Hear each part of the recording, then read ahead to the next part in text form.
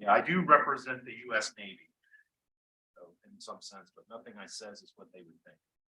So anyway, so it's like, well, Elon doesn't understand anything basically about machine learning, supposedly, but give me some depth, give me some information. And then it comes back with a very sort of a whole plan of what this person did in terms of types of coding environments they worked in. And then it's like, well, okay, that's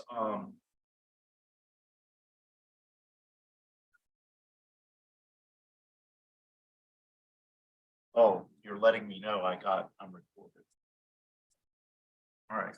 So, and then it's even like, well, I need to go. If you remember, Musk asked people to bring code actually to his office and show the code that they were in that time frame. So it's like, okay, give me some code too, using some Twitter toolboxes and things. And so it beautifully does it. It shows, a set of code here, which I actually looked at, and it's like, it's not crazy. It's sort of a little bit nutty what it's doing, think about the Python code here. But it's like, someone just looking at it's like, this looks very real. And then you'd say, well, he asks the user says, well, I'm going to need some statistics as if it's working. So it wants ChatGPT to make up statistics for its code, see how it's doing. And then it also dutifully does that. Into this, it says it's working like 95.6% of the time and detecting, behavior of users is inappropriate or something. So you can imagine this is kind of shocking. You can create something like this tool, and you can actually get a fair bit of specificity out of it and say, wow, I can have this thing fake be a whole report about the job I'm doing and not be at first blush off, like this is to fool people. All right. So it's a very interesting kind of technology. And so it just sort of sets the stage like, well, how does something like this work? What's going on? What is this process where somehow we're putting something in, something's doing something that almost seems like it's an agent or a human being, artificial intelligence. Remember that? Wasn't that long ago, somebody, an engineer at Google claimed that the AI chatbot they had was conscious or something. So there's something going on in the box here. And so the goal is to try to understand, well, what is going on here? Is it what we think? Is it more complicated than what we think? Is it just this massive contraption that simulates something?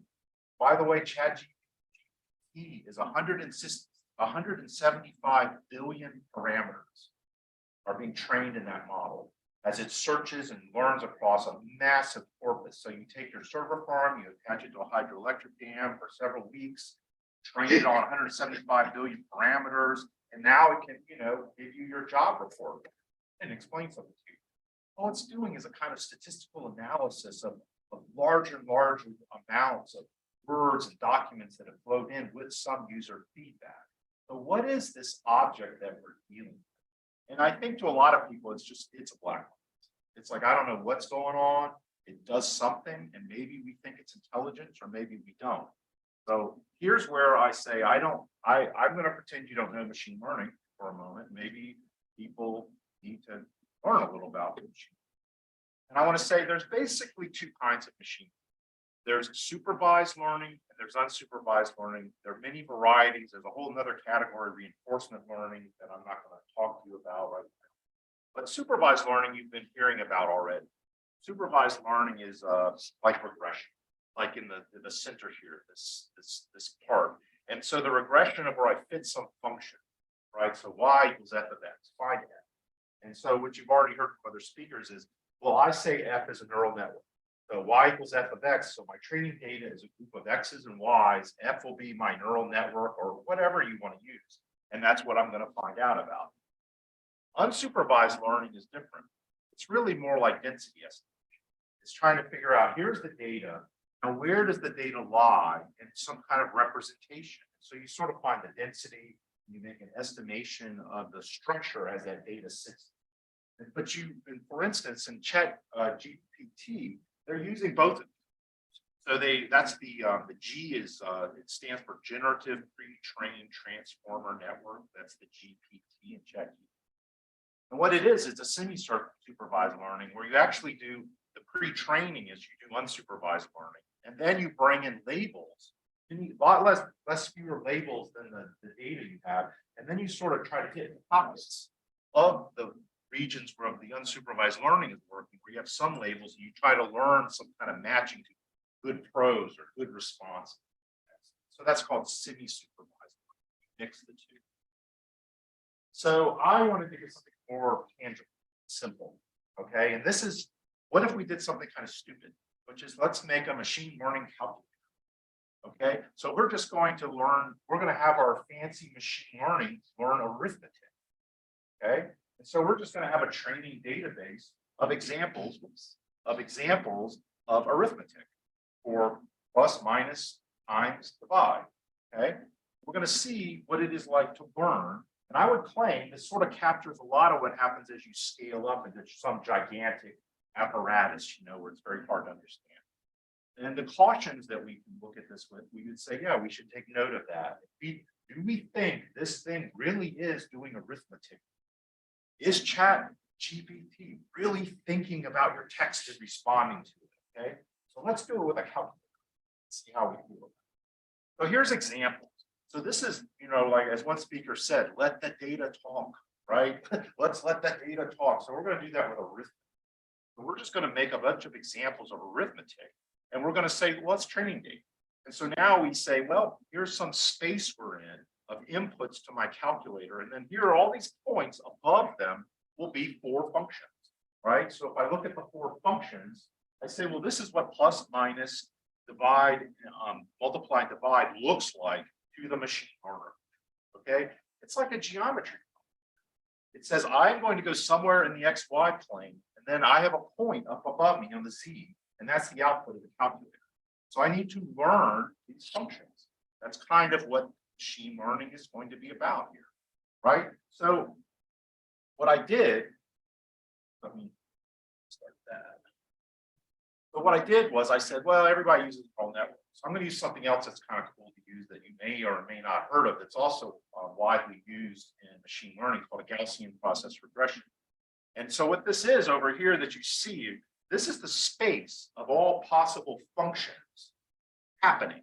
And it's like a Bayesian prior, and I'm drawing from this prior. Let it run again. So when it starts out, that's just all the crazy functions that could be happening. Okay, with a certain amount of continuity, using a kernel and things like that. But then I start adding data, and that data with an error bar sort of grabs those functions and shrinks around them and holds them in place. And eventually, after I've got enough data, I sort of have a function sort of specified with some error across the space. And what it's doing is it's figuring out how to take a broad amount of functions, prior, a Bayesian prior over functions, and then uses the data to figure out how to put a line through them that is the mean. And the error is sigma over that space. So it's like we've gone to every point in the space and we've attached a line and we've figured out a Gaussian that sits along that line. Okay, so that's what we're training. That's how we're going to learn. This is how the calculator is going to work. Okay, so now this is just details. I can provide the slides, but if anyone has questions about the technique, that's there. But so I go and I say, all right, you saw those functions. Let me use this fancy Bayesian, non-parametric Bayesian technique from machine learning to apply this to the samples. So I originally trained with 1,000 samples, and I'm now going to test with 1,000 samples because, as you can probably guess, making training data out of arithmetic is really quite easy, right? It's trivial, right? You can make as much as you want. And it just turns out, and I didn't expect this, because I never did this before, I made this for you guys for this talk, is that plus and minus is trivial to do. It's very easy. Multiplying things in the calculator, it's not quite as accurate. The accuracy, these are here, I know it's hard to read. Hard. GED at the source. Minus 6. And patients had less. The division is a disaster.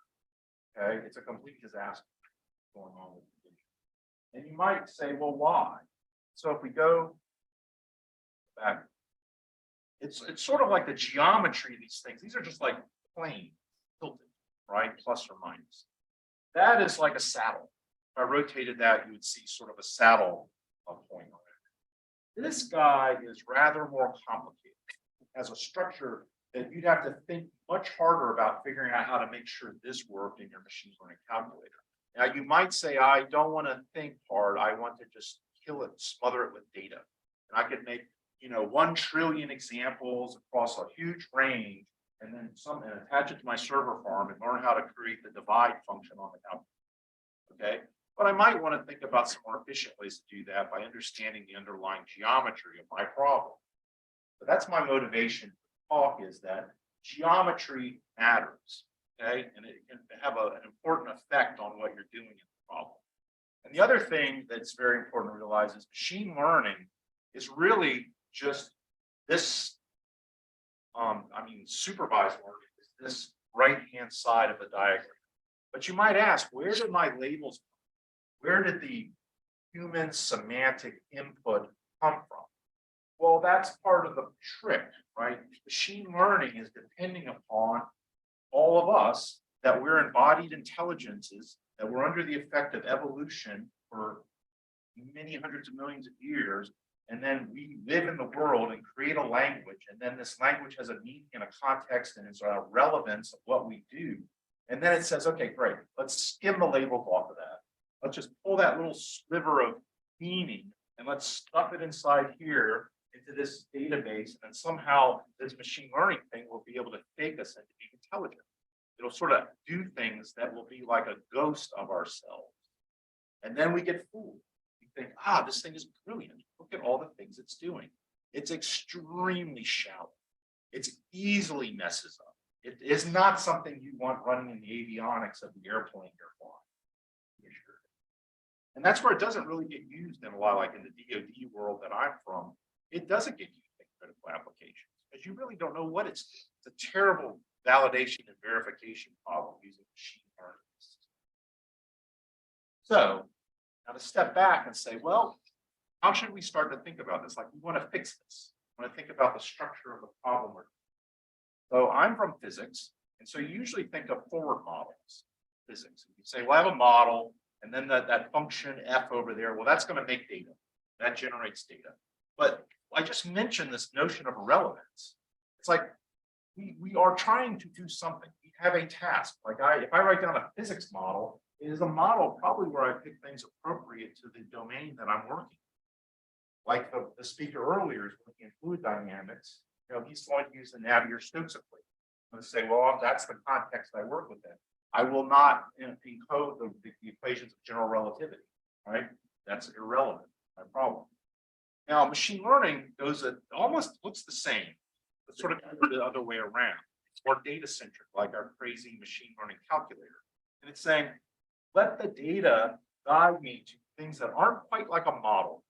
Like a model, they call them features. So these features are things I'm going to discover from my data, and then I'll relate them to what's relevant about what I'm doing, and then I will make my story.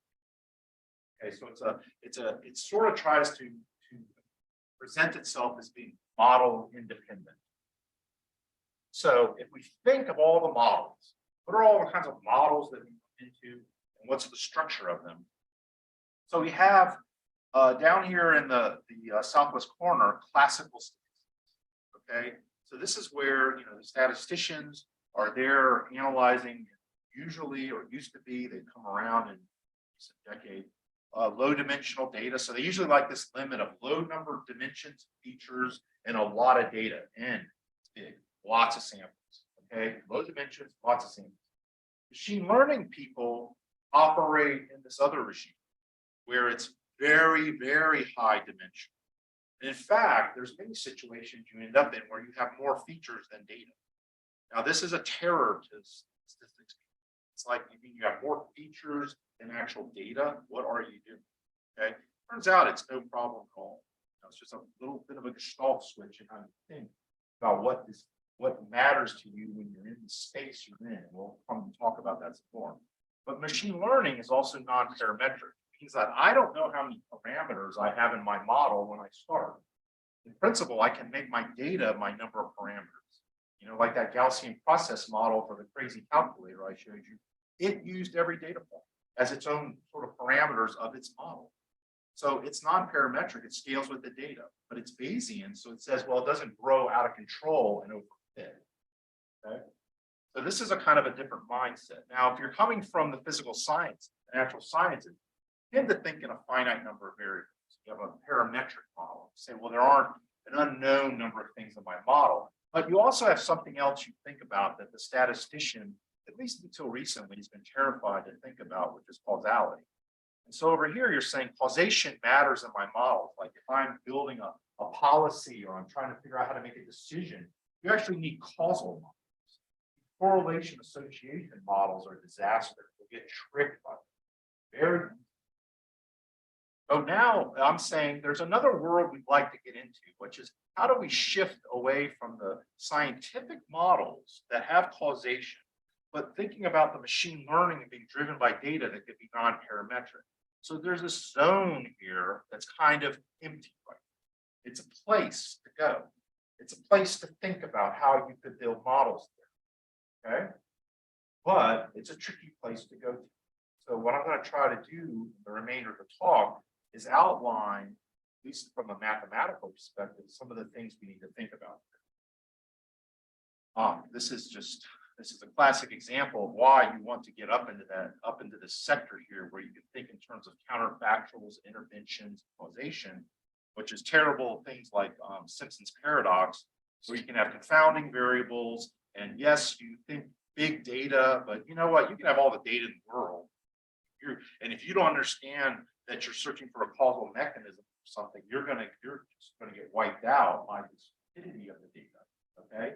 You need to know you have confounders, so you don't say that for everyone exercising increases their cholesterol, which is true. It's just there's a confounder age that says, yeah, but it's sliced across with a negative correlation. And actually that's probably where your causal connection is going on, thinking of it that way, age involved. But if you don't think about what data you have, how it's collected, and how it's assembled geometrically, it's easy to get fooled by things like this. And this is notorious. Machine learning systems output all kinds of crazy associations of correlation that just make people's heads explode. Okay. And it's why machine learning is not trusted. Is not right now, because it doesn't have causal reasoning in it. You have a problem with using machine learning and trusting. And this is just a slight advertisement. You know, if you're interested in the causal issues, reading this book and some of the other material from Judeo Pearl and that community, sort of an amalgamation of computer science and statistics. It's fascinating. It's like a whole new world to think about what we should be doing with data and how we should reinvent learning and getting it into something more solid. So this is another thing before we get into some of the mathematics is machine learning versus artificial intelligence. Now, all that talk I was doing of causality and that reasoning, it actually, artificial intelligence had that, a lot of it from the very beginning. And it really did have conceptual basis. So it's more of a top-down approach, artificial intelligence. What machine learning does is it sort of tries to learn from the pixels up. It tries to say, we're just going to ingest raw data and we're going to just build the edifice up from the bottom. And it kind of turns out either way works. You have to have something intermediate in scale that connects these things. And the thing about machine learning is it has a highly efficient training procedure. Okay. And we'll talk about why does it have that procedure in just a moment. But that's why people talk less about artificial intelligence, talk more about machine learning. In fact, there was a joke that goes around that says, well, machine learning is done in Python and artificial intelligence is done in PowerPoint. Okay. So it's sort of captures like, well, these guys they talk a good game up here in AI, but machine learning really gets down to the business. Does it like that's ChatGPT. What did these guys? You know, that's the sense if you're at a conference and you're watching the older AI people and the machine learning people argue about things. So let's see. So this is the revolutionary thing in principle, which is we have these deep neural networks. And there was once at the beginning this fantasy, like you could go and look at each level, and this would be like certain patterns, and the facial features, in this example of faces, and then they would actually build a face. None of this is true. I mean, these networks, they just create a hodgepodge and solve the problem in any way possible. Okay. It would be nice if it were like this, but it isn't like this in these networks. But here's where we transition. You guys are mathematicians or aspiring mathematicians. So let's start thinking about what's going on when we build this. So if we're doing something like a neural network, we often have to specify this cost function. All right. Because people think, I would argue this isn't true, that deep learning these things is an optimization. It's the illusion of an optimization problem, but hidden inside the training procedure is a regularization that goes on that actually changes everything. Like for instance, when you train a deep learning network, you can watch the training error. In other words, the cost function almost goes to zero and then bounces around. And then that's like within, it could be 50 epochs of training this happens. But then you could go on, you have to go on for hundreds and hundreds of epochs of training to get this thing to shake down. What's it doing? Supposedly it's optimized, right? This is statistically zero, right? But it still has work to do. And that work is a funny kind of compression built into the algorithm in some unknown way. That's done some further optimization of something. Okay, and it's a little mysterious. This makes it mysterious when people say, yes, I'm going to do physics in my model. And it's like, well, yeah, but you're engineering a cost function. What's all the rest of it? After that's gone, this thing is still doing something else. Did it still hold to the principle of this constraint the way you think? Those are hard problems. And the other thing is, notice that I want to use derivatives. This is very important, derivatives. So we have to be in a place where derivatives even mean something. Okay, it's a choice. Let's see what. So let's think through the math. Okay, let's get down to some of the details of how we should think about it. Now we have this goal here of machine learning, sort of saying, well, we're going to not have a model as much like physics, an example of an area like that. Could be economics or many other areas. But machine learning is going to find these features, right? Now, what they want to use is linear algebra and multivariable calculus. Okay, that's what everybody wants because that's about the last class the computer science people took in continuing, right? So they got through the calculus 3, right? And they took linear algebra, and so, but let's just think a second. Where is the last place mathematically you can still use calculus with any of the facility that's reasonable? It still sort of looks like calculus. What's the last stop, last place you can be in math before that's it, it's over? The derivative isn't really meaning much anymore. It's manifold, differential geometry. So differential geometry is this moment where you're saying this is the most general way to think about what a derivative is. Okay, and the most general idea of what a derivative is a tangent space. Okay, a tangent space is a derivative of some underlying space, like a manifold that can have some arbitrary dimension. So if we look at this in a little more detail, mind you, I just want to emphasize that in machine learning, you're taking all sorts of things like graphs, molecules, knowledge graphs of pictures, all sorts of things where you're like, wow, what a diverse set of objects that I need to represent in a space where I can take their derivative. Okay, just let that sink in, how weird that is. Okay, so here's what I would claim is sort of the mathematical picture of what you're dealing with. So you start out with a data set. Okay, now that data set may not have a structure you understand on it, but here's what people do. They say, well, we're going to have to make them into numbers in some way. And if we make a bunch of numbers associated with them, we'll put them in a column. We have a bunch of columns of numbers, and then we're going to claim it's a vector.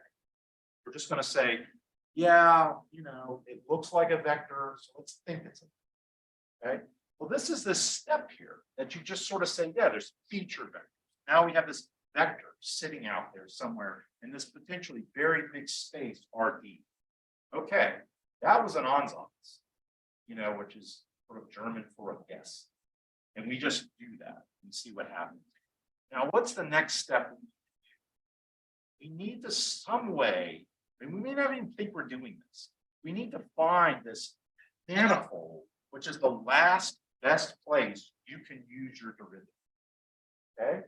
Don't have this object with enough mathematical structure, manifold, your gradient doesn't need it. Okay? So we got to get to this object here, this manifold. So what we think of it as is, yes, there's this huge RD embedding space.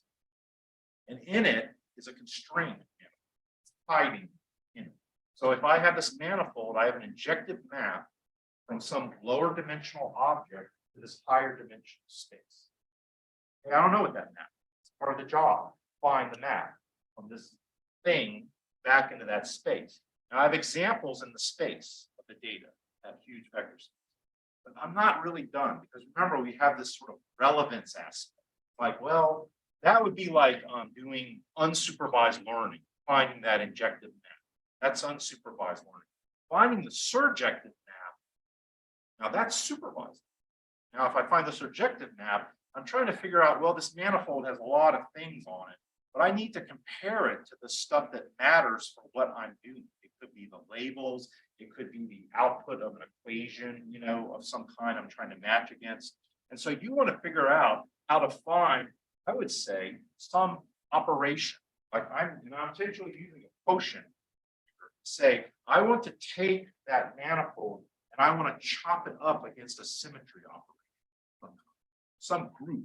So I will have some group that says, if I apply this group to data on that space, it will not change the label on that. See how that would work? And so I'm compressing this complicated manifold down to a reduced object that really is built from my particular problem, which is related to my relevance. Now, think about all the assumptions we have made. Okay, this is all, we haven't done one lick of taking the gradient yet, or figuring out errors or sampling problems or anything. We're just talking about assumptions that machine learning makes that you probably don't even think about if you use machine. Because you have your Python and you run your Python package, TensorFlow or whatever, it's all invisible, right? But these assumptions are hiding them. And one of the key ones, I have this larger, next slide. It's how do we, in order to learn, remember I said, what's better about machine learning versus artificial intelligence? It has an efficient learning mechanism and it uses a gradient. Gradient is kind of like GPS for functions. It's a way for me to simply update things and find a better value to go to by using a gradient. But it comes with this structure. You have to be in a space that has the structure that you can use. Now, if I have probabilities, like most problems show up in your world with as probability, errors, things like that. What you're really doing here is you're saying, I'm going to take the probability of some data, y and y prime, the probability that they're similar, sort of saying, I can't tell them apart, right? So I give you this, and I give you this, and I say, for the purposes I am doing, my relevance, whatever my context is, I cannot tell these two things apart. And now I equate that minus the log of p. If you know anything about information theory, that should set off an alarm bell. And it's always better to take the logarithm of a probability. That's a smarter way to think about probability, but it's actually telling me about the bit content, the surprise of seeing something from that distribution. And I'm saying it's equal to a Euclidean metric. Saying that Euclidean metric is the thing I will assume exists. All right. I assume that if I go into my data and my fantasy of it being a vector, and believe me, the vast majority of things that people think are vectors and split vectors, they're not vectors. They do not obey the rules of what a vector space is. But you're sort of hoping maybe they're vector-like enough. You're saying, yeah, I will take this difference between these vectors in that space, and they will be like this probability of similarity. And that's how I'm going to think about organizing my space. So if I see things that are close together, I claim in the space, I say they are statistically similar. If I see things that are further apart, well, then I claim they are just statistically dissimilar. Okay, but don't think, I hope you look at that and you realize you have just bought into something by doing this. This is no small step for you to believe this is true. And it has a lot to do with how much data is enough. Every project I've worked on machine learning, you start out, you meet the people for the first time, and then they ask you, well, we have this, is this enough data? And of course, I can assure them, I don't know. I have no idea. And I want to give you a sense why I don't know and what you would have to know to answer that question, because nobody asks about finite sampling. No one says, do you have enough data to do what you're doing? No, they say, well, I have big data, whatever that means. Yeah, everyone can have a giant hard drive full of data, but it doesn't mean the data is in the right place. It doesn't mean it's where you need it. So think about what we're dealing with here mathematically in terms of differential geometry. We're trying to say I have some data, but depending on the scale I look at the data at, it may or may not be answering the question I want. What I want you to think of is how much curvature that data is sitting on that manifold that I've been mentioning. That is telling you how much data you need. You have to be able to statistically detect the curvature in that embedding, in that injected map. And if you don't have enough data, you think it's a noise ball, like on the far left, you're not detecting. Okay, so you're not going to be able to do anything. You may have a huge amount of data all over the place. You think it's a lot of data, but if in key regions where your relevance is critical and you find a noise ball, you're in trouble. You don't have enough data. So don't ever get fooled when someone says, well, I have 1 quintillion data points. Doesn't matter. It depends upon, are you in the right, did you get it in the right places in the space? And how much curvature is there in this manifold that you want to do all your gradients and all that stuff?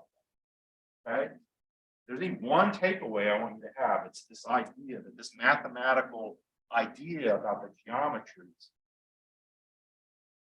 So another example that leads us in an interesting direction is that when I go and I take sensors, now this is something machine learning people never do. They never think about the calibration of a sensor. So it's like, where does data come from? Well, it's on a hard drive. What's in the cloud? No one ever thinks of where data comes from, but doing their machine learning problem. But if you are a good person doing your job and you're trying to use machine learning, you have to say, well, I have a calibration. I have some ability here to say, well, what are my error bars or my covariance ellipses across the space where I'm taking samples? And these are 3 examples of saying, well, it could be homogeneous. That's easy. It's saying, well, sigma is the same over the whole space of your measurement. Or it's like, well, it's actually inhomogeneous, but it's isotropic, meaning, yeah, you can still use just sigma, a scalar, but it's a field across the space. Or it could be more complicated. It could be covariance ellipses that rotate, tilt as you move around the space. So you have to say, well, how would I incorporate this kind of information? Because if I go and put my samples on it, remember that statistical similarity is related to a distance? Well, all these ellipses that I would get from the errors of my calibration, they're like a metric tensor. They're telling me how far away things are because they're a tensor sitting on that space, letting me know, yeah, some things are closer, some things are further, but it isn't just your Euclidean distance. There's this metric tensor that also has to be involved. And it's actually not that hard to realize that the inverse of your covariance is actually a metric tensor for you to use in organizing your space. Now, that is not generally used or really even known. But it's kind of an interesting indicator of the power of a geometrical way of thinking on real data analysis. Now, this brings up a point that's kind of fascinating, which is it turns out that one of the most famous geometries in mathematics, which was one of the first non-Euclidean geometry, hyperbolic geometry, is actually incredibly valuable and important to data analysis. So you think, well, that was just some geometry that people use by changing what Euclid's parallel postulate, right, about lines, and so that was just, it's kind of like academic interest. No. It really turns out that space is actually the space of Gaussians. So you can go in and figure out how to take like the Gaussians that we were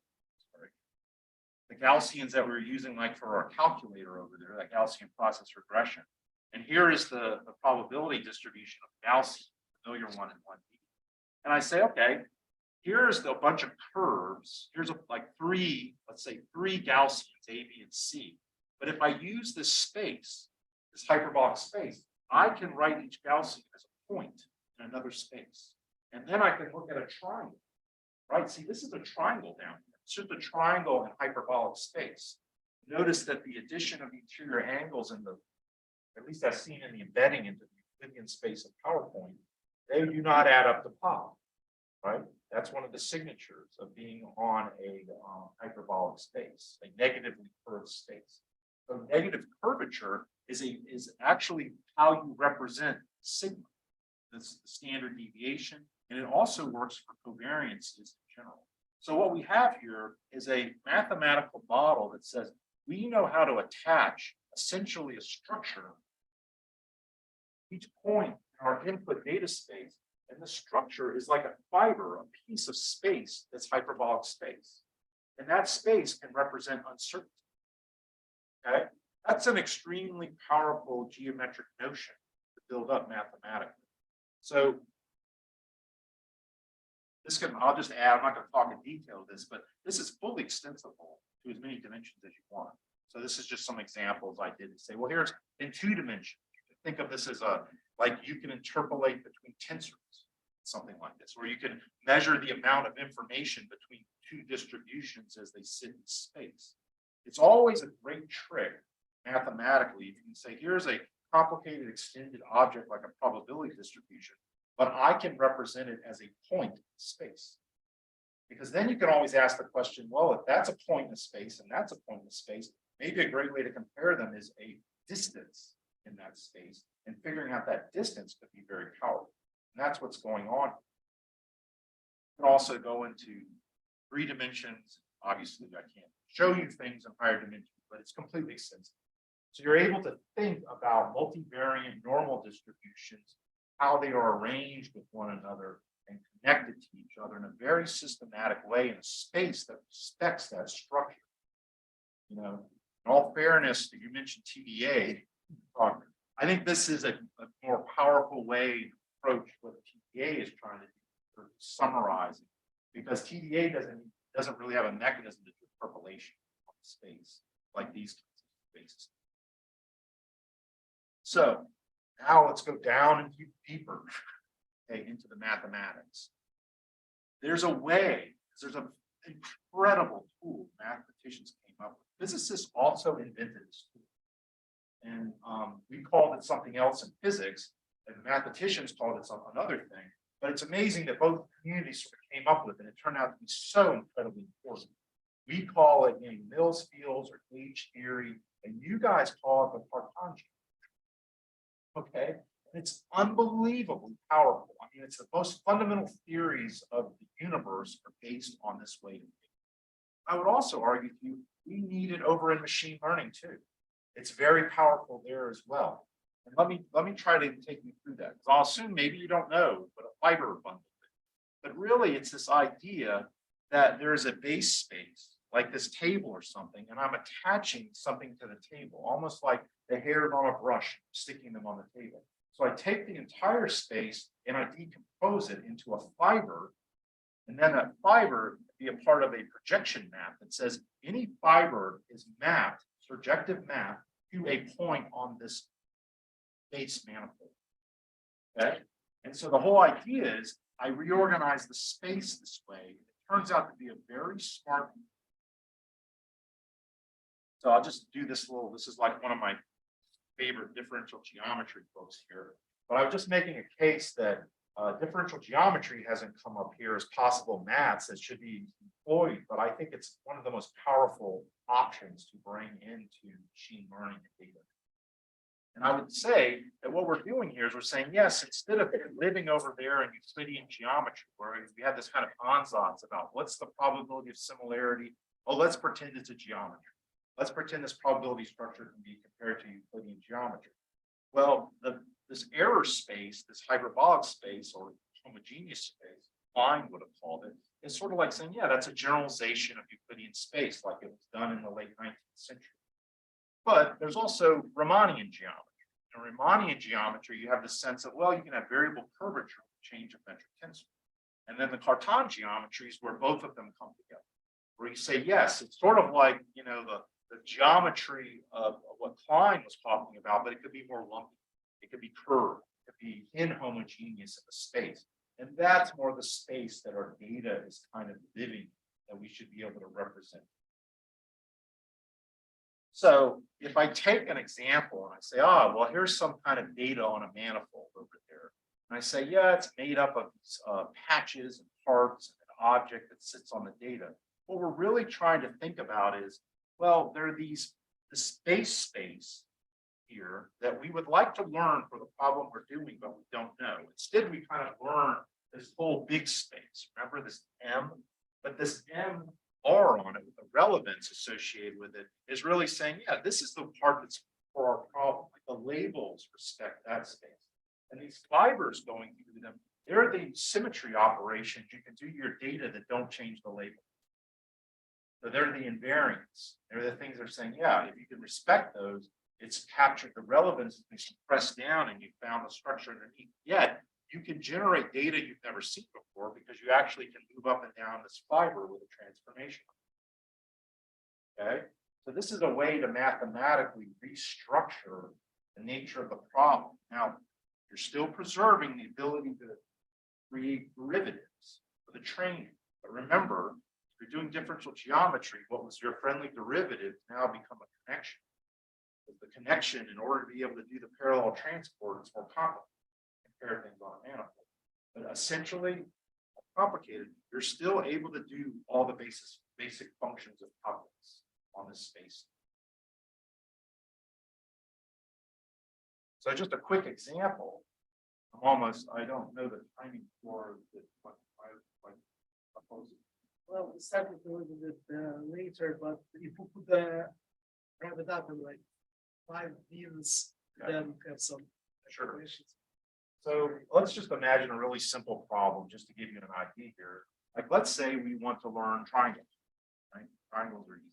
So, and we say, well, there could be all kinds of different triangles. Really, anything that obeys a rules about a set of lines with interior angles summing up the pi, let it stay in space.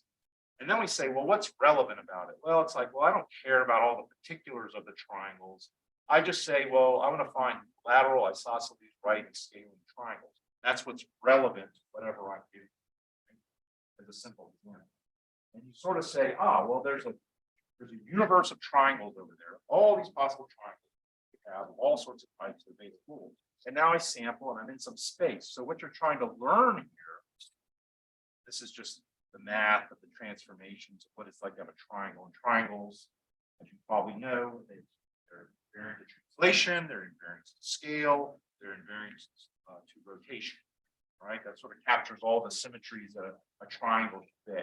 So if I do any of this stuff to a triangle, I haven't changed whether it's scaling or isosceles or right or whatever. And that's what the fiber is. The fiber is all those transformations I just showed you where you can move up and down that fiber. But being those types of triangles, lateral, isosceles, or right, is talking about living in that plane. So if I move in that plane, I'm actually changing the type of triangle. If I move along the fiber, I'm just doing a symmetry transformation of fiber, which it doesn't care about. And this is actually a leaf.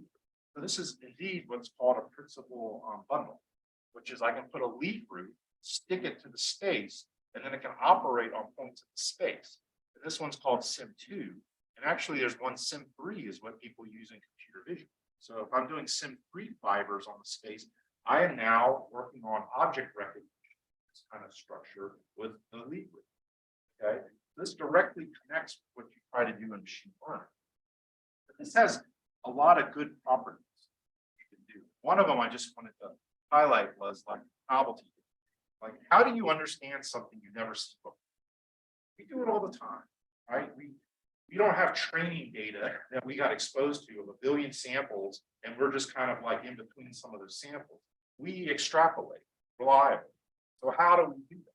Well, I would suggest to you we do it through the means that I kind of mentioned, which is they build feature models, but we actually don't just learn the data, but we learn the transformations on the data. Okay, so we learn how to take data, transform and composite it to make new data, so we can actually look at something and say, I recognize a geometry here, and I can shift these points to places where I've never seen any data, but say I can still make sense of that data. Okay, or in the 2 dimensions, I can say, well, maybe this data is an anomaly because it's not a part of, I can't transform to get to it, or I can, and it's maybe data I haven't seen. It's just novel. Okay, so novelty is like something that you haven't seen but you can understand, and an anomaly is something you haven't seen that you can't even understand. But understanding how to learn transformation like this allows you to figure things out. So you can like say, well, I detect a possibility of curvature in a certain way, and then I can do an elongation along these paths. This is actually very much when Sophus Lee was first developing the idea of Leibniz. He was working on differential equations. He was trying to understand, how to represent differential equations with non-trivial symmetry. It just happens he came up with the idea of Lie groups, simple Lie groups, and they were very powerful for others. But I can transform things and say, I could make data there, and I could understand whether something is what I can understand or I can't. That's an extremely powerful tool to be able to develop in your learning. So, last slide. And again, like I said, this was like an invitation to start thinking more deeply about machine learning and not just applying. If you're a mathematician, gone to all the trouble of taking the difficult classes and understanding the rich tradition of mathematics, I think it's like, well, we actually have a lot of data science. Okay, but being a mathematician, bringing that to the table and saying, let me try to apply these things and make machine learning better by applying tools that come from my field. This is very powerful. I would say that learning an approximation of a group of data. If I give you data and you learn a group from that data, that's a very useful thing to be able to do. Well, projection, given a group, learn the group action on the space. Now, what does that mean? That's actually understanding how that fiber attaches to this manifold. It's saying, I have a bunch of elements here. They aren't in the group. They're things the group acts on. And I want to understand, how do I understand how the group, which is that fiber, acts on those objects? I need to learn that. And finally, it's like to understand how you combine in this entire geometry, both this relevance aspect with this uncertainty. Because remember, I said you could attach uncertainty to these fibers as well, and incorporate a level of uncertainty, how it changes your distance. And the distance between things is everything. That's critical to doing your learning. So if it's a call to arms here, I would say there's a differential geometric revolution hovering out there. Mathematicians are needed. Okay, because I'm looking at that, I'm not saying, okay, I'm a theoretical physicist. I know a little bit of math, but I don't know everything that's the best. And I've talked to other leading mathematicians. They're like, these are open questions. Interesting, but open questions about how you would do this with me. So I'll close on that and hope that maybe you got something out of this, something interesting to think about, and appreciate the fact that mathematics just shouldn't be, a road to convert you into a data set. It's something that you should bring with it provides a new perspective. You don't hide that perspective when you go out into the world. They don't conform to what's going on. Remember, you are part of a great discipline. You learn things that have utility out there, and don't give people what they want, give them what they need. Okay? All right, thank you very much. Any questions? You mentioned perspective at the beginning, so begging pardon, I'll give you a perspective of mine. I'm sitting in a hotel room 3 nights ago. TV didn't work, so I'm on YouTube. TV doesn't have any clue who I am.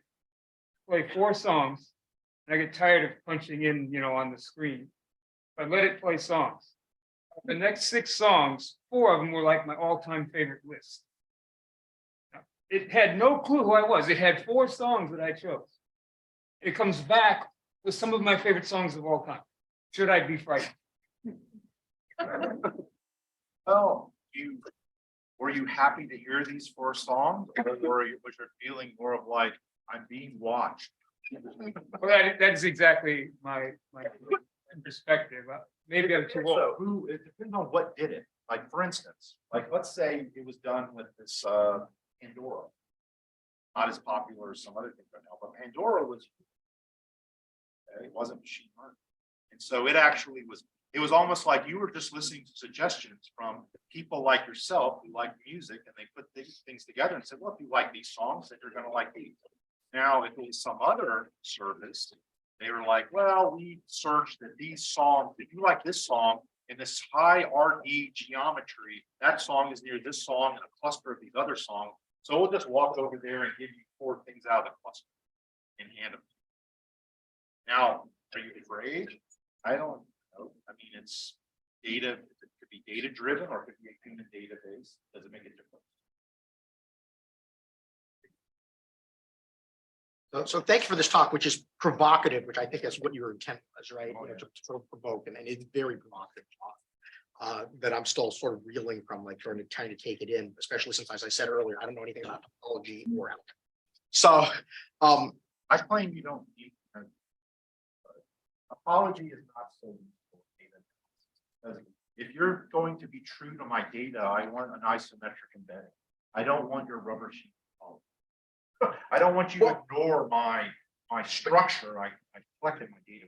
but you made a statement about treating things as a vector when the underlying space that it lives in isn't a vector space. Oh, definitely. And so I think that goes contrary to that idea, and saying that sort of a topological approach and saying what things are sort of generally near each other and allowing that rubber sheet, I think more respects the idea that this is not a vector space and that distance in a traditional sense doesn't really have a meaning. Really, locality is more central to things. Well, remember, a vector space, manifold, very different thing. Manifold has a vector space at every point on it, but it's not the same one.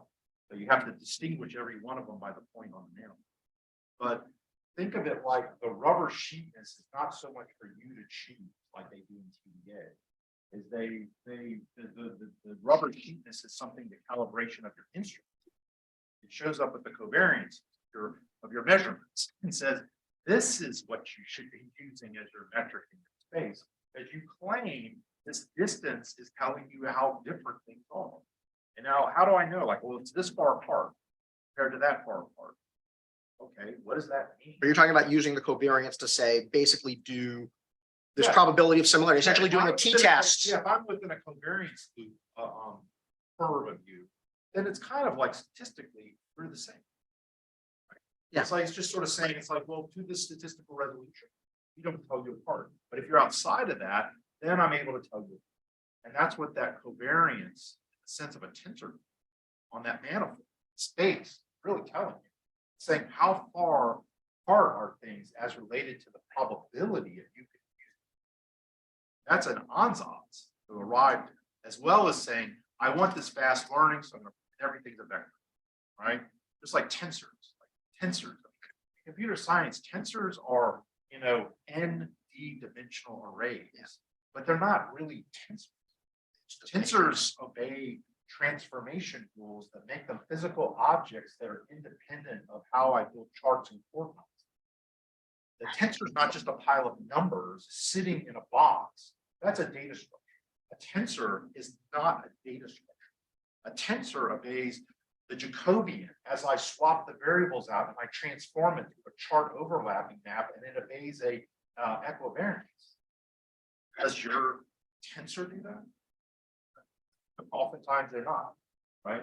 So there's like all these sort of weird ways of talking that, mathematicians not only being able to know they should police it, they shouldn't say that.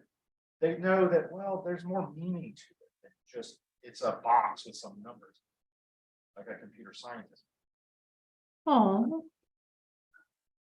So my actual question, which is I think a little less philosophical, was you talk about these similarity transforms, right, that basically don't change the classification.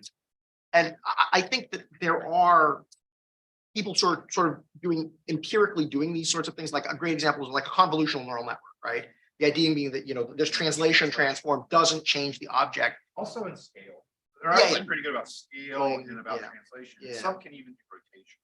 Yeah, and we talk about doing that in even simpler feature transformations, like, centering and scaling, right? For Yeah, example. yeah. Um, But imagine trying to systematically do it for types of transformations that aren't so easy to think about. right, Like the transformations you do when I think of an ordinary differential equation, I'm doing elongation or prolongation of that structure. It's like, wow, this is not exactly, a good old simple Lie group that I'm doing this with.